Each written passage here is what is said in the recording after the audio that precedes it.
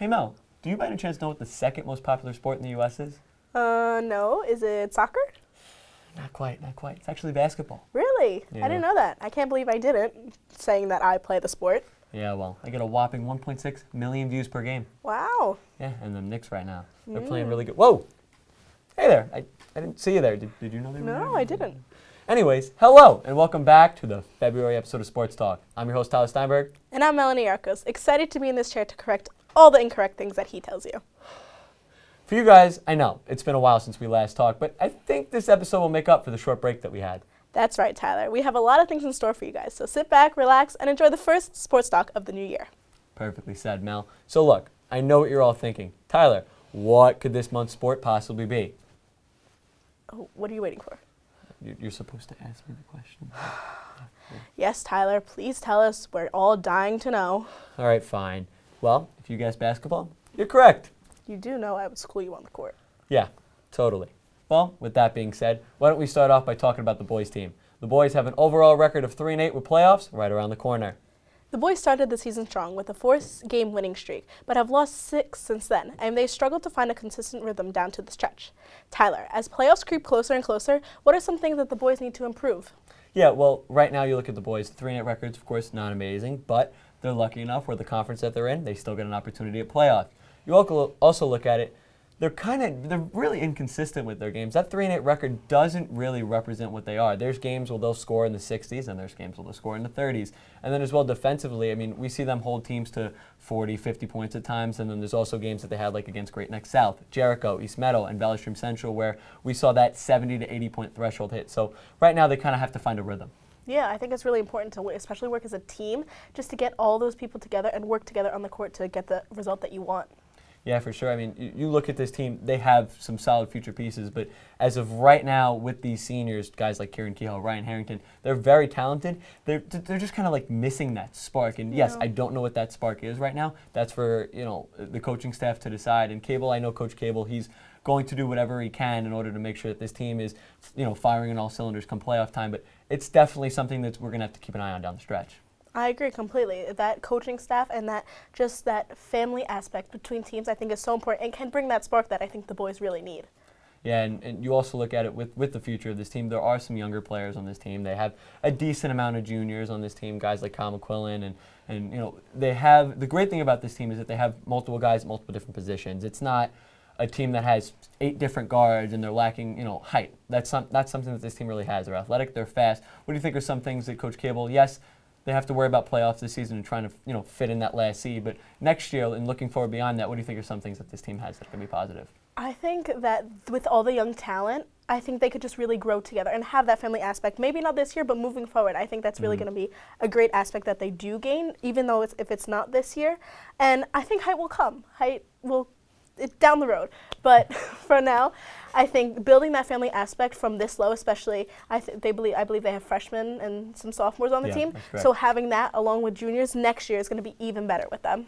Yeah, for sure. It's going to be very interesting to see what happens down the stretch and, of course, next year. But, the boys, they definitely have a long, long road ahead, and especially if they want to try to find a way to get in that playoff picture. Yep, for sure. Despite the season that the boys had, the spirit of the teams are still at an all-time high. May I ask, how do you know that? Tyler, do you not remember that they were featured on this month's episode of Mic'd Up? Wait, you mean the Mic'd Up where we hear from our favorite sports stars from around the Mepham community? That Mic'd Up? Yes, Tyler, that Mic'd Up. You mean the Mic'd Up where we get to see all the great players and all that? With that being said, roll the clip. I said right foot.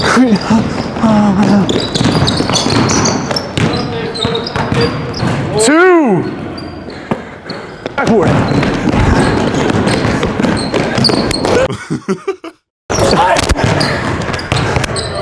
Jonah! Yeah! Jonah! Oh, he's cash today. Nope. You're on red now. I can't. I have the mic on. No, that doesn't mean anything. Flip your shirt. Yes, it does mean something. Does it mean something? No.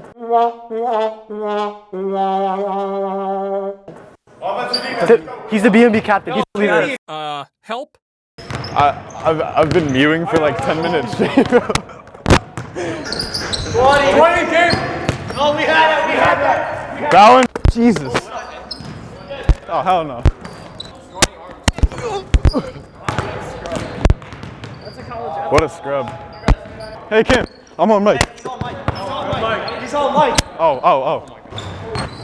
Celebratory gritty.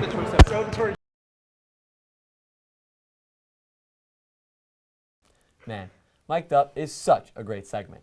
I love seeing what goes on during certain teams' practices. Me too. Although the girls team would have been so much funnier. Look, I know you're sad that the girls didn't get a crack at Mic'd Up this season, but have no fear. Luke Yepes is here, as he got a chance to sit down with Ashley Felsberg, the starting point guard for the Lady Pirates, on this month's episode of The View.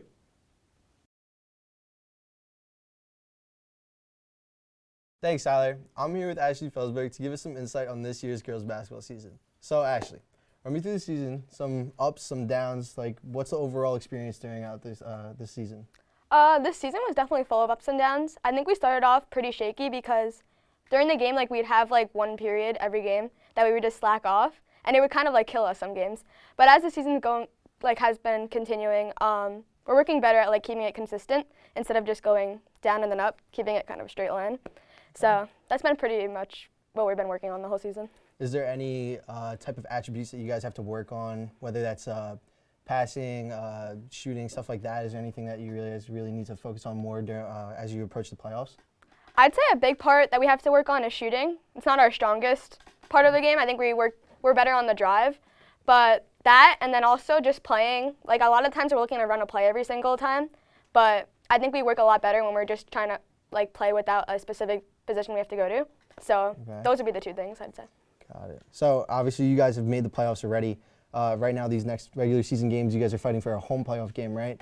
Yeah. So what are some things that you guys are preparing for during these 3 regular season games in approach for the playoffs? So we have like 3 tough teams coming up. It's East Meadow, Long Beach, and MacArthur. And honestly, I think we're just trying to get a win because Long Beach we've beat, but MacArthur and East Meadow we did lose to. So I think like coming back and playing them at the end of the season gives us a good opportunity to showcase what we've been working on and trying to get a win. Okay, so I mean, I feel like there's confidence in closing a gap, making it a close game, and honestly, like coming out with a win like that. We just got to come out with like a lot more momentum. I think we started off a little timid in MacArthur, but if we can just come out right away, because second half of MacArthur we played pretty well, but the first half killed us. So if we just come out like we did the second half, we could have a good chance. Okay, so what's the game plan when you guys are going into the playoffs? Like obviously you had the regular season done. You guys learned a lot from just playing as a team, building chemistry within your players. But now you know these teams and you know what you have to approach and weaken during their weak spots. So what are some things that you guys are looking forward to target when you're going into the playoffs against these teams that you've already seen? Well, obviously since we've seen them before, we know what they're good at and we know what they're like weak in. So honestly, just shutting down whatever they have that's like strong part of their game, and then taking advantage of the parts that are weak in their defense especially. Right. So if we can do that, we can get a lot more points on the board. And then also, since it's my last season, I just want to go as far as I can because I'm not ready to like be done with it yet. So as long as I just want to go as far as we can in playoffs, last as long as we can, and make the season as long as it could be. Right. Now, this was your last season. Did you have any favorite game or favorite experience throughout the whole season?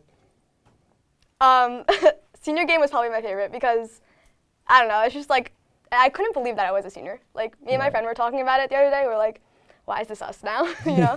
So that was probably fun. We got a good dub, and all the seniors were able to start, so that was good.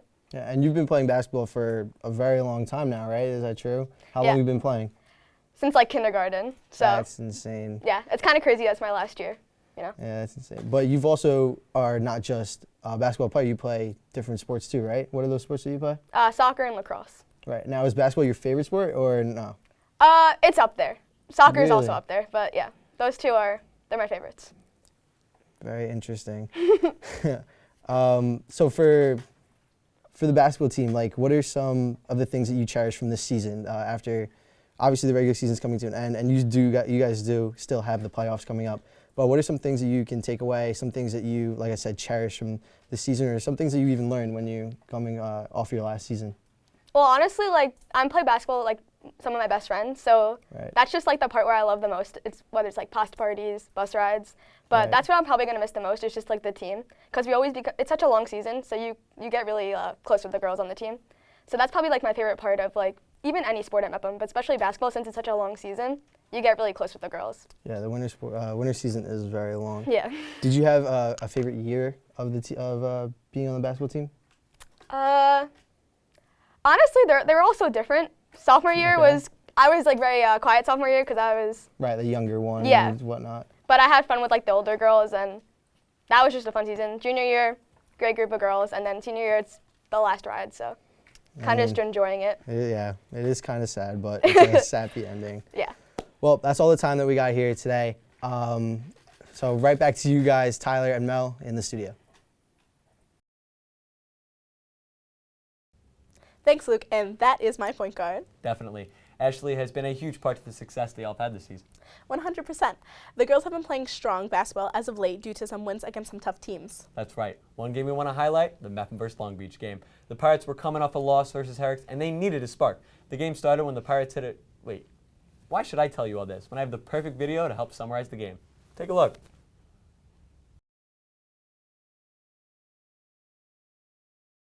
Welcome to the home of the Pirates, as the girls are set to take on the Long Beach Marines for a first of 2 season matchups.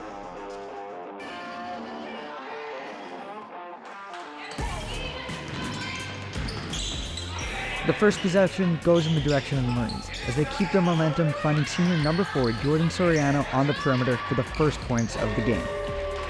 But this fire was quickly extinguished by the Pirates' senior duo trying to dig into the deficit.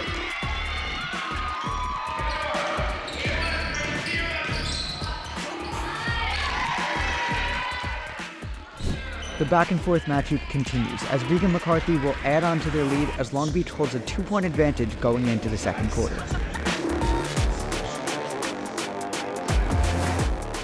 However, the Mepham junior captain and 4th-year varsity player Michaela Dalby is able to take over the game, securing her 10th point of the first half.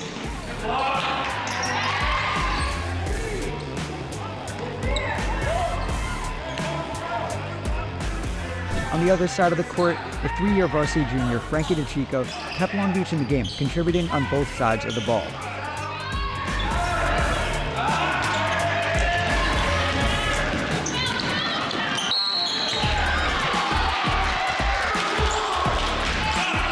The Pirates finished the half dominating the reroute battle, coming out confident into the second half. But little did they know it was the freshman, Brianna Bothell, who was able to silence the Mepham crowd and put her mark on the game.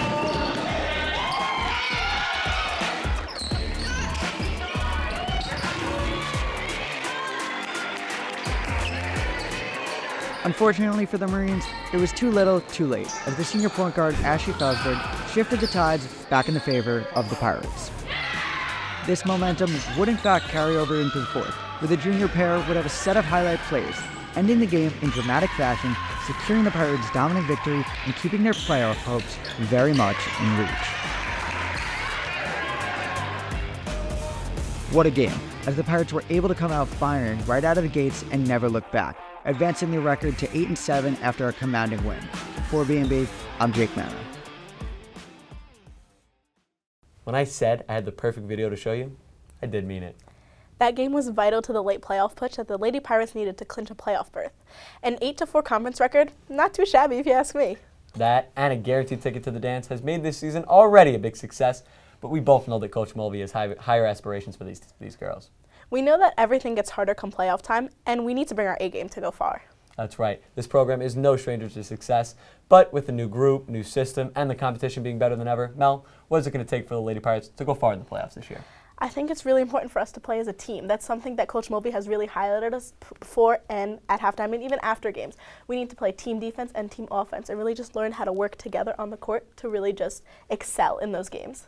Yeah, definitely. I mean, you guys are, a team that, you don't have many seniors. You have players that are willing to step up. You run a big bench as well. Your rotation is fairly large, which helps with conditioning issues. But then also, the thing that's so great about you guys is that you seem to be, whether you're the most talented team on the court, whether you have the best starting lineup, it really doesn't matter because you guys are always coached very well and you're always game planned very well, right? It's like you already know what the next move's going to be before the other team wants to do it. Can you tell me a little bit about that and how Mulvey just really preps you guys in practice? Yeah, definitely. That 8-4 record is an exact result of what happens at practice. At practice, we're so focused and we just know how to work with each other and just we go over plays, we go over the vital things that we need to translate from practice to the court, and that just, I think, gives us the best results that we can. Yeah, definitely. And let me also ask you the fact that, of course, the playoffs are knocking on the door right now. We're getting ready to be near there, and you've clinched a playoff spot. You're trying to find a way to get that home court advantage. What should the mindset be for some of your players getting ready to, of course, take on that big challenge that is the playoffs? I think we just really need to be strong and confident, because going to the playoffs, it's already intimidating. You know that all those teams already work to have a spot there, and having maybe some not as many seniors as we do, and some other teams may just be packed full of seniors. That's definitely intimidating. So having that, I think we just need to go in with confidence and with strength, and I think we're going to be completely fine. Yeah, definitely. I wish you guys the best of luck, but only time will tell if the Lady Pirates have what it takes to chase a county championship. But with some seniors on both teams getting ready to graduate high school and play their respective sport at the collegiate level, the adjustment to college life is a drastic change that most typical high school athletes aren't used to. That's right, Tyler. Since the transfer portal for the NIL deals were introduced, the entire landscape of recruiting and deciding on what schools to play for has changed dramatically. For more information, here's Jake Mano and Michaela Dalby with this month's sports commentary.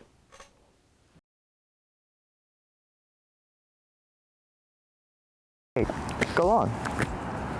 Come on. I'm sorry, I'm really stressing my college recruiting. But why? You're a great athlete. There's no reason you wouldn't get recruited. Yeah, but the transfer portal is affecting my recruiting. It's making it so difficult. What's so even bad about the transfer portal?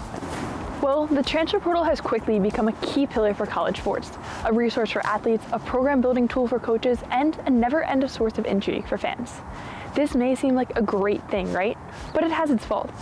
In the 2019 season, 6% of college football rosters were made up of transfers. But in 2023, that number is an exorbitant 20.5%. This could be a major detriment to high school athletes. But on the other hand, transfer portal is seriously impacting careers of athletes. Take the generational talent Caleb Williams, for example, starting his career at Oklahoma, but unfortunately for Sooners fans, not only did they lose their head coach in the transfer portal, they also lost their quarterback. And still on the topic of the transfer portal, we can't forget about the dual threat Harrison Ingram, who started his career at Stanford, and after 2 great seasons with the Cardinals, Ingram committed to UNC in hopes of fulfilling his dream and continuing his athletic career. But for aspiring high school athletes, the portal could hurt their chances to become a college athlete. Already, less than 2% of high schoolers commit to play D1, and with the portal, it's only going to decrease even more. In hindsight, maybe something has to be done to finally give more youth athletes a chance of playing their dreams. Exactly. I feel like at this point, though, I just need more practice to be able to play in college. Can we check it out? Let's go. Thanks, Jake and Michaela. All this talk about college, it's kind of makes me feel a little old. Well, yes, you are old, Tyler. This is the part where you're supposed to tell me I'm not old, and I still have a few months left before I graduate. No, you're pretty old. Anyways, we still have one more segment before we call it a wrap. Hey, Tyler, do you know what time it is? Of course I do. It's time for the B&B Play of the Month, where we show you the best clip that our cameras were able to capture.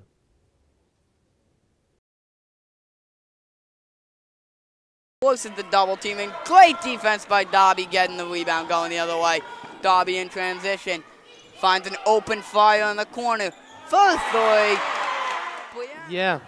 And you see that replay here by Brandon Forrest hitting that shot in the corner in transition. What a great three there. Who doesn't love a fast break that turns into some points? Yep, a great job by Michaela to find an open Brianna at the 3-point line, finishing the playoffs, and well, the rest is history. Couldn't agree with you more, Tyler. Sadly, that's all we have for you guys today. But be sure to tune in to the next episode of Sports Talk. But until then, I'm Melanie Arcos. And I'm Tyler Steiberg, and we will see you all next month.